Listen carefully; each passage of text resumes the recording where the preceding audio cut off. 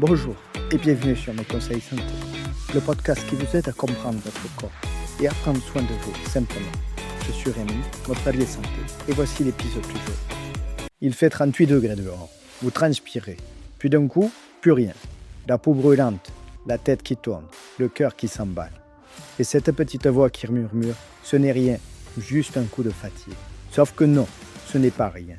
Bonjour à tous, ici Rémi, de Mes Conseils Santé. Aujourd'hui, on parle d'un truc qu'on prend beaucoup trop à la légère, le coup de chaleur.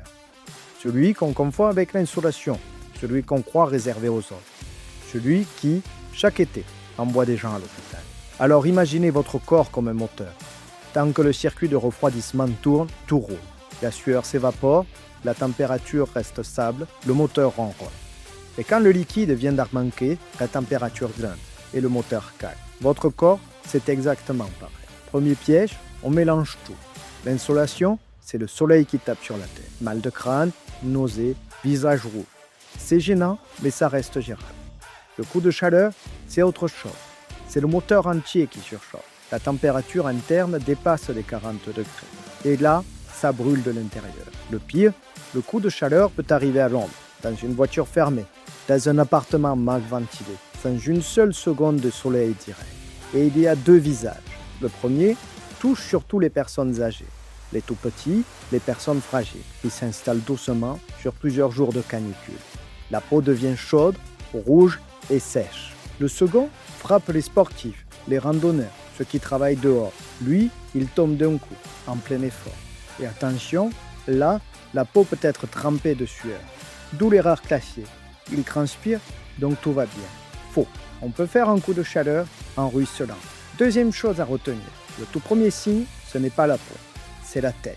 La personne devient confuse, elle dit des choses étranges, elle titube, elle n'est plus tout à fait elle-même.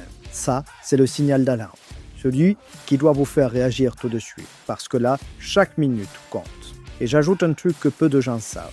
Certains médicaments augmentent le risque. Les diurétiques, certains traitements pour le cœur, certains contre l'allergie, certains pour le moral. Les gènes de la transpiration, où ils accélèrent la déshydratation. Si vous en prenez, pas de panique, on n'arrête rien.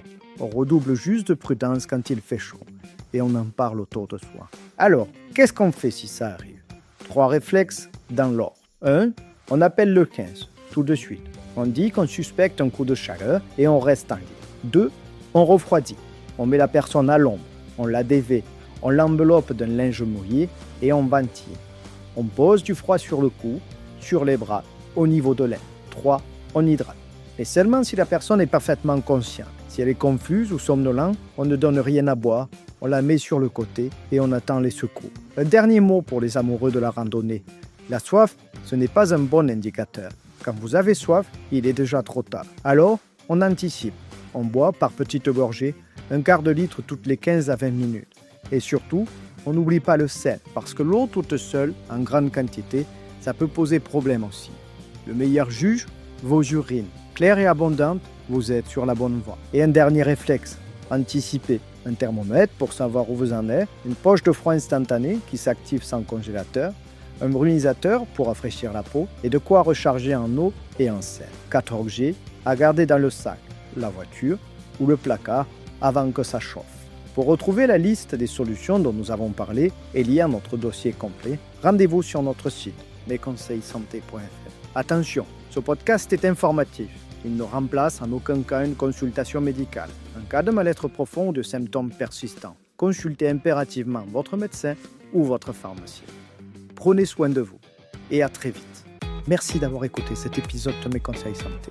Pour retrouver les fiches pratiques et aller plus loin, rendez-vous sur notre site mesconseilssanté.fr. Si cet épisode vous a aidé, n'hésitez pas à vous abonner pour ne rien rater. Prenez soin de vous et à très vite.